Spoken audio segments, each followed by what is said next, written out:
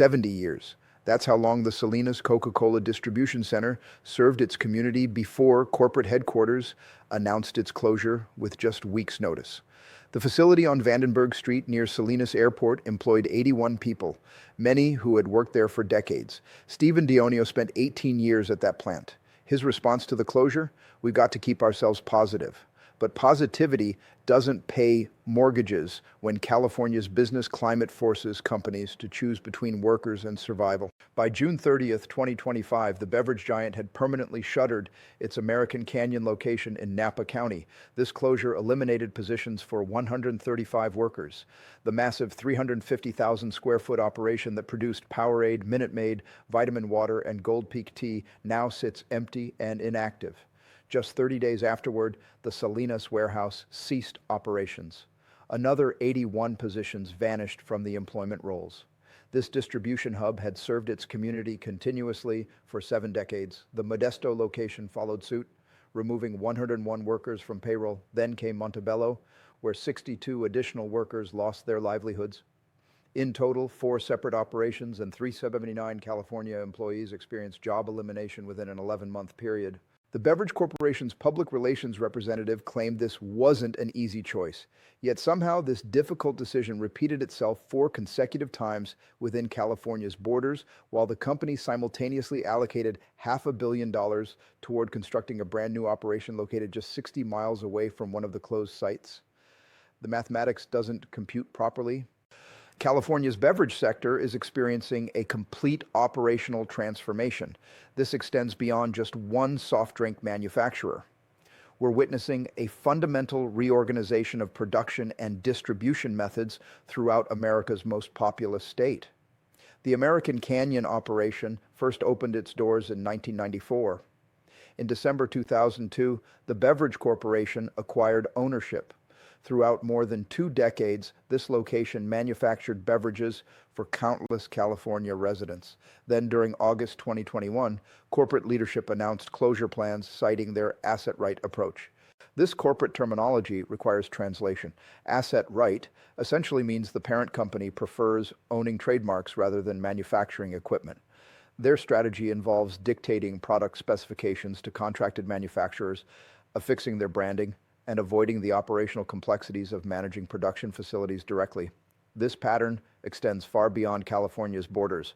Worldwide, the Beverage Corporation eliminated 2,200 positions through this restructuring initiative. They discontinued 200 product lines, including brands like Odwalla and Tab. The corporation's operational margin currently maintains approximately 30%. Available cash flow reached $10 billion. California simply experiences the most severe impact of this worldwide strategy. The financial data becomes particularly striking when examining operational expenses. California charges industrial facilities 21.6 cents per kilowatt hour for electricity.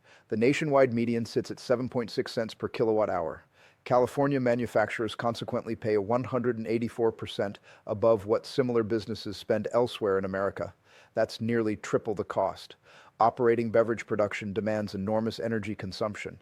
Refrigeration systems, bottling machinery, packaging operations, and distribution warehouses all require constant power around the clock. Multiply those baseline requirements by 184%. This isn't a minor accounting discrepancy. This fundamentally breaks business profitability models. Energy expenses represent merely the starting point of California's cost challenges. The state's minimum hourly wage reached $16.90 in January 2026. Meanwhile, the federal baseline remains at $7.25.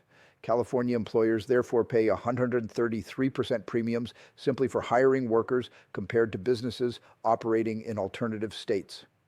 Workers' compensation insurance expenses in California run 178% higher than the nationwide median figure. Companies pay roughly $60 monthly per employee in California versus $45 elsewhere in the nation. The state corporate income tax stands at 8.84%, ranking 8th highest nationally. Here's a detail most people overlook. California imposes taxes exceeding 10% on manufacturing equipment purchases. Meanwhile, 38 different states completely exempt such purchases from taxation. Consequently, purchasing a $10 million bottling system triggers an additional $1 million tax penalty simply for choosing to manufacture within California's boundaries. Chief Executive Magazine has consistently ranked California in the absolute bottom position, number 50 out of 50 states, for business operating environment. This ranking hasn't fluctuated for more than a decade straight.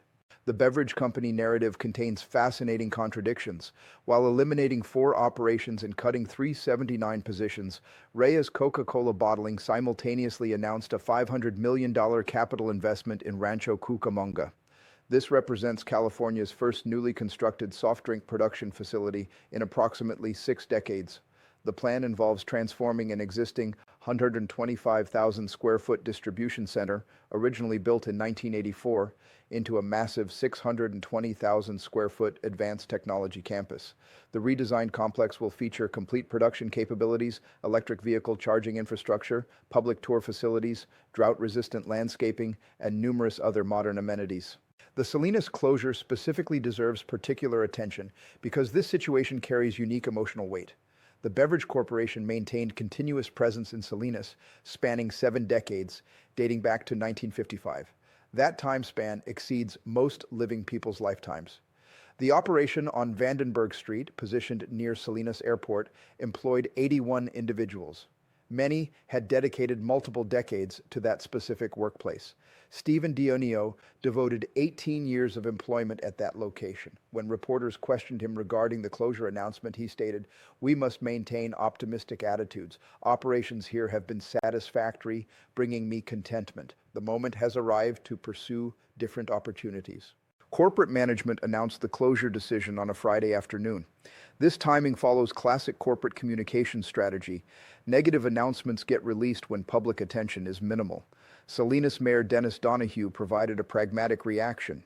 He observed, "Our preference would have involved San Jose operations consolidating into Salinas, but circumstances don't operate that way.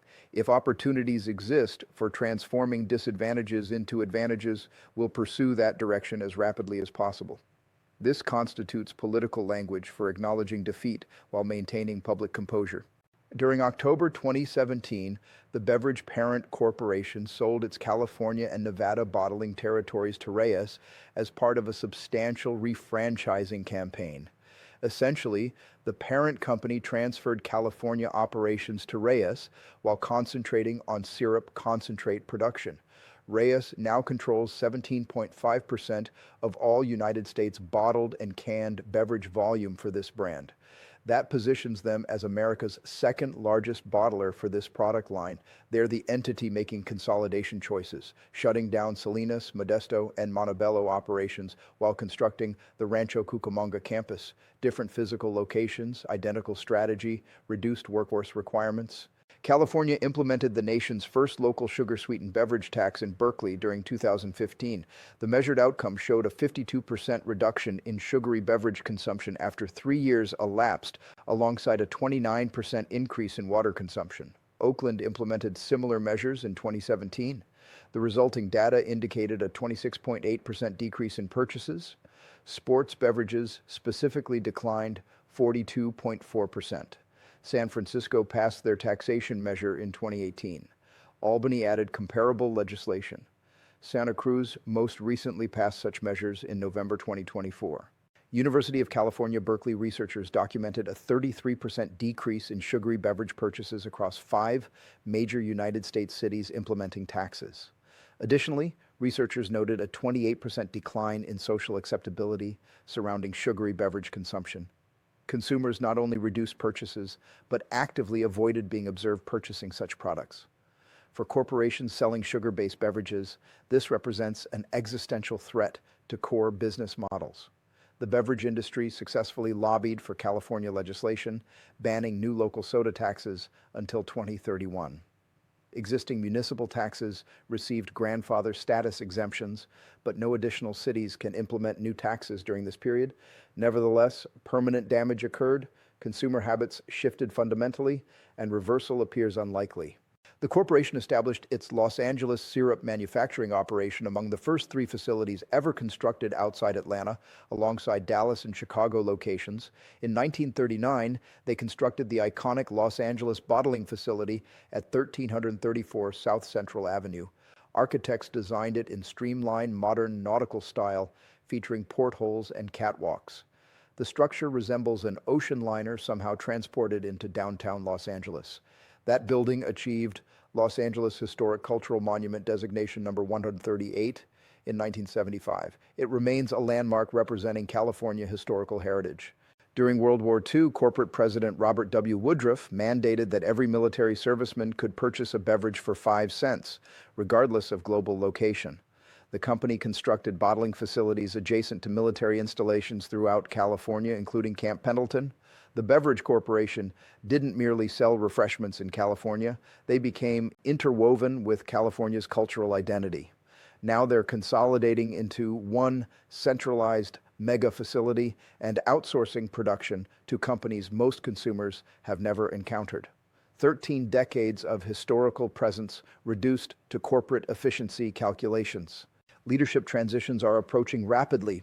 CEO James Quincy transitions to executive chairman in March 2026. Enrique Braun assumes the new CEO position. This leadership change establishes groundwork for renewed automation emphasis and efficiency priorities. Corporate projections anticipate 5 to 6% organic revenue growth in 2025. They forecast 8 to 10% earnings per share growth.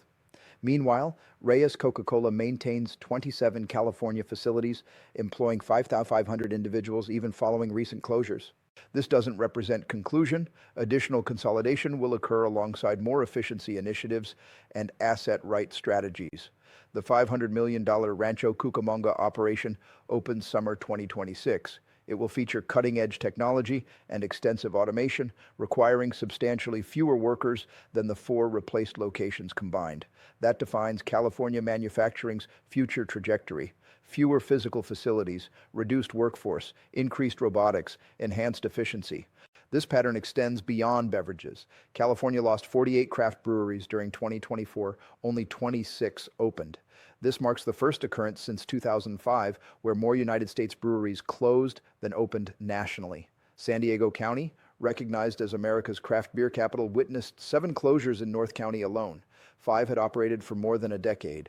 Blue Triton Brands, formerly Nestle Waters, lost legal rights to water they had extracted for over a century under the Arrowhead brand.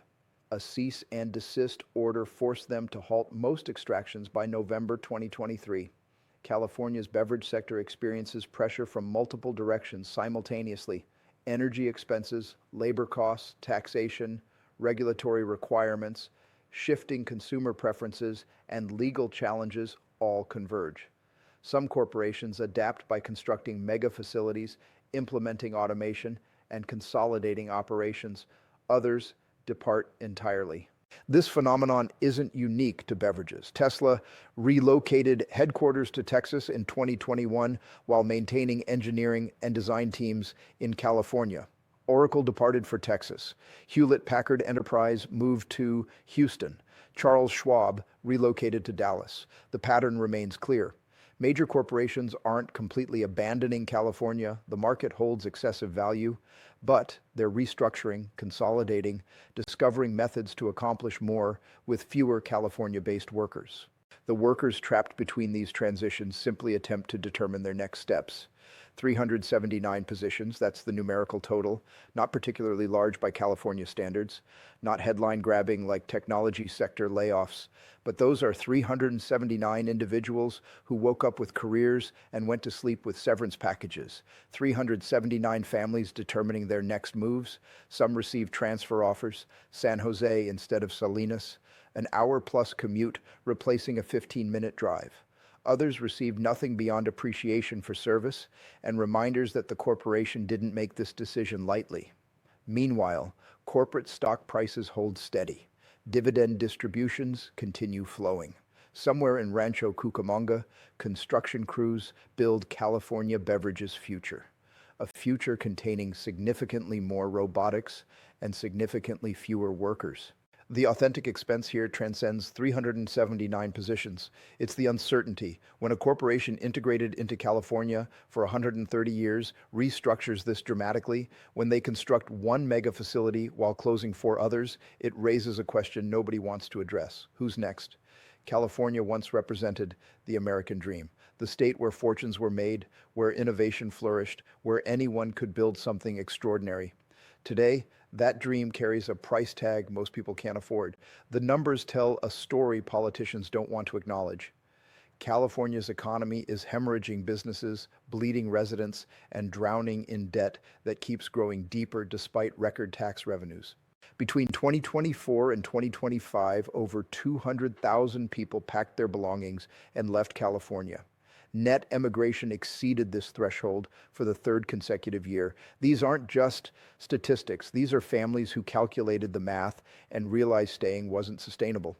Meanwhile, the state government projects a deficit approaching $18 billion for fiscal year 2026-27. That deficit could balloon to $35 billion annually by 2027-28, according to the Legislative Analyst's Office. This isn't a temporary setback. It's a structural collapse happening in slow motion. Consider what happened in just 2025 alone. 3% of all California businesses relocated operations to different states.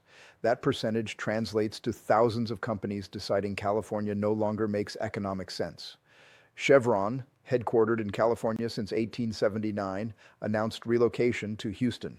In-N-Out Burger, born in Baldwin Park and synonymous with California culture, consolidated California operations and opened regional headquarters in Franklin, Tennessee.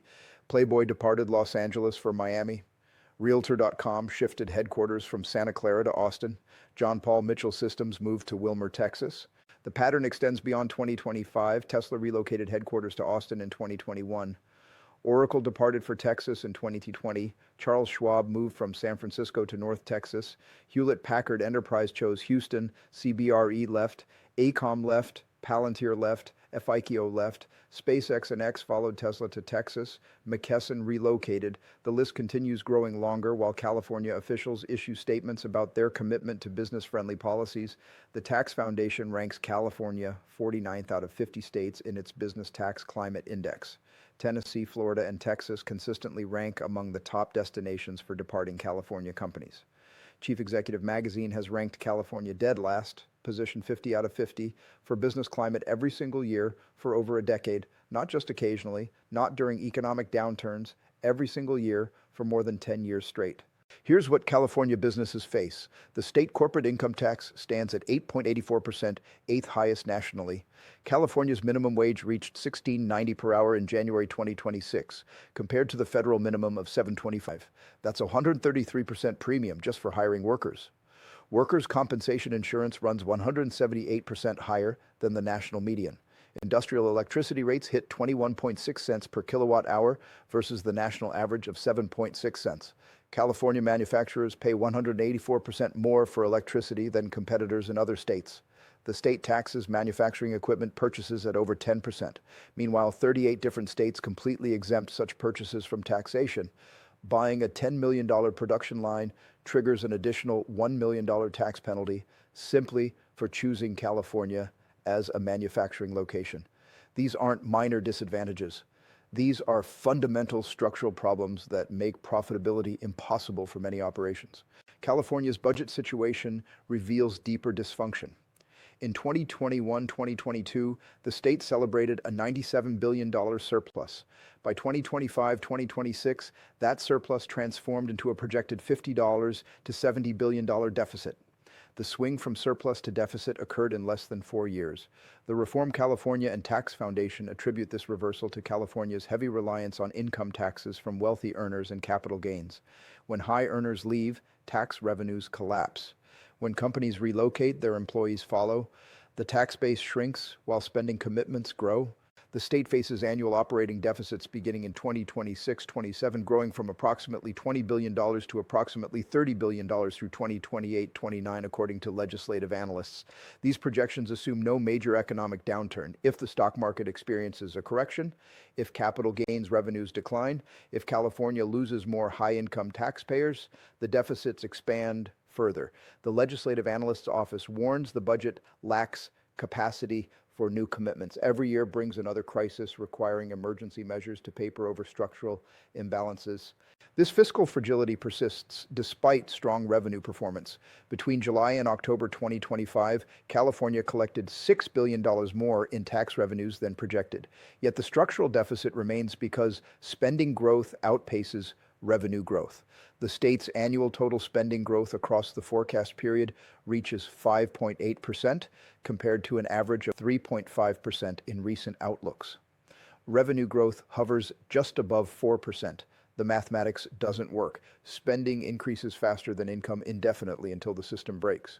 California faces $6 billion in extra spending for fiscal year 2026-27, including at least $1.3 billion to cover Medi-Cal benefits under federal budget requirements. The cost of Medi-Cal ballooned $6 billion more than anticipated. January wildfires forced billions in disaster aid spending and delayed tax filings for Los Angeles residents. These emergency expenditures compound existing structural problems. The state operates with minimal reserves while facing unpredictable disasters and mandatory spending increases. Meanwhile, fiscally disciplined states announce surpluses, refund taxpayers, and increase reserves. Texas projects strong surpluses. Florida maintains healthy cash cushions. North Carolina builds reserves.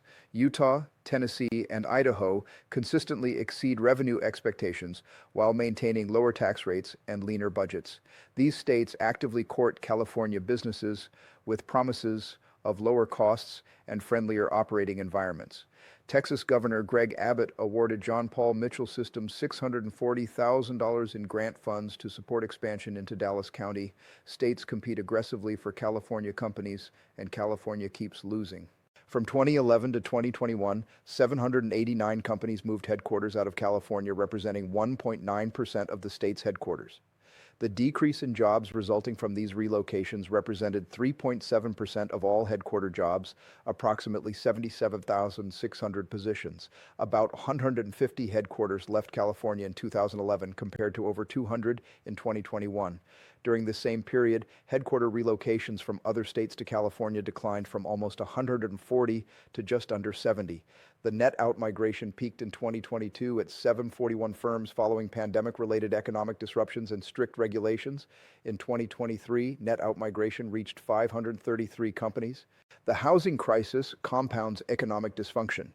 The median California home price hit $868,150 in 2024, making California the most expensive housing market nationally.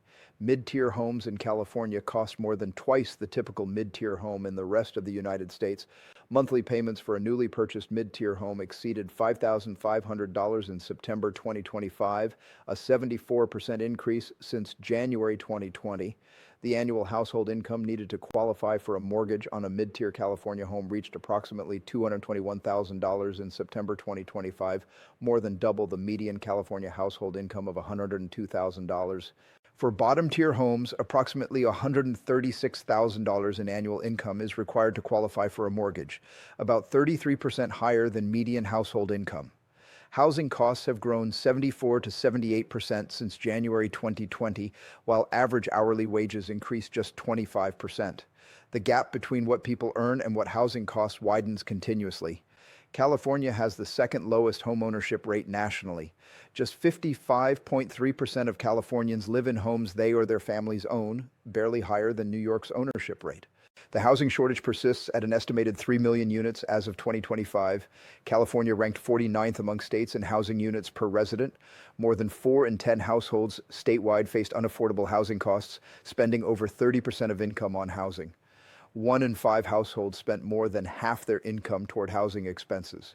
California's renters experience substantially worse conditions than homeowners. More than half of renter households paid over 30% of income toward housing, and more than a quarter were severely cost-burdened, paying more than half of household income toward housing costs.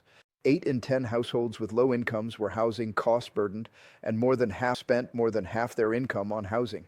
The state's high cost of living, driven primarily by housing expenses, ranks California first among 50 states in poverty under the Supplemental Poverty Measure, which accounts for local cost differences. Throughout 2023, more than 300,000 people accessed homeless services through local agencies. Los Angeles County alone had approximately 100,000 people accessing homelessness services. A statewide survey found that 37% of Californians have seriously considered leaving the state because of housing costs. Nearly 30% of residents contemplating a move cite misalignment between state laws and their political views as a factor. In some 2025 surveys, residents were split on whether they felt safe in the state, with only 9% saying they felt very safe. Comprehensive housing reforms remain elusive despite years of legislative debate and near universal acknowledgement of crisis conditions. California highly depends on taxing income and capital gains of high earners whose fortunes fluctuate with stock market performance. In 2022, the state experienced nearly a $100 billion surplus. This was followed by a projected $56 billion deficit over the next 2 years. Such extreme volatility makes long-term planning impossible. The state celebrated record revenues one year, then faced emergency budget measures the next. This pattern repeated throughout Governor Newsom's tenure. For the fourth consecutive year, California projects deficits despite revenue growth. Legislative analyst Gabriel Pitek warns, the multi-year deficits are alarming. The Legislative Analyst's Office projects annual operating deficits around $20 billion to $30 billion through 2028 to 29. These projections assume relatively optimistic economic conditions. Stock market poses serious risk to revenues, according to analysts. Several historically reliable indicators suggest the stock market is overheated and at high risk of reversal. Should a stock market downturn occur, income tax revenues would fall considerably. The administration's budget proposals don't incorporate these downside risks, putting the state on precarious footing. Even under optimistic revenue assumptions, the budget is only roughly balanced in the near term. The state lacks capacity to absorb unexpected expenses or revenue shortfalls. Reserve accounts have been depleted through repeated withdrawals to cover operating deficits. The budget stabilization account contained approximately $11 billion, assuming $7 billion in reserves were used in 2025 toward 26. This provides limited cushion against future economic shocks or revenue declines. Pension obligations loom as hidden debt. California faces over $1.5 trillion in unpaid and underpaid pension obligations. These liabilities exist outside official state debt calculations, but represent real future obligations. As the tax base shrinks from business and resident departures, the burden of these pension payments falls on fewer taxpayers. This creates a self-reinforcing cycle where higher individual tax burdens accelerate departures, further concentrating obligations among remaining residents. The regulatory environment compounds cost challenges. Before Carl's Jr. announced relocating California headquarters to Tennessee in 2016, then CEO Andrew Puzder stated it takes approximately 5 times as long to open new California locations compared to Texas or other states. Kevin Clouden, executive director of the Milken Institute, acknowledges that when businesses complain about dealing with California regulations, they're not exaggerating. Overlapping authorities and complex requirements make operating in California genuinely difficult for many businesses. The California Environmental Quality Act, while protecting environmental interests, has become a litigation weapon. Private enforcement through lawsuits can substantially slow or halt housing and business development projects. Opponents use CEQA to block developments they oppose for reasons unrelated to environmental protection, including labor considerations, competitive concerns, or general resistance to density increases. This regulatory complexity extends across all sectors and business sizes. Bed Bath & Beyond announced its planned return to brick-and-mortar retail will bypass California entirely. Executive Chairman Marcus Lemonis stated the state's heavy regulations and high costs make it too risky for business. He criticized California for imposing steep taxes, fees, wages, and regulations that stifle growth. The retailer, which shuttered all stores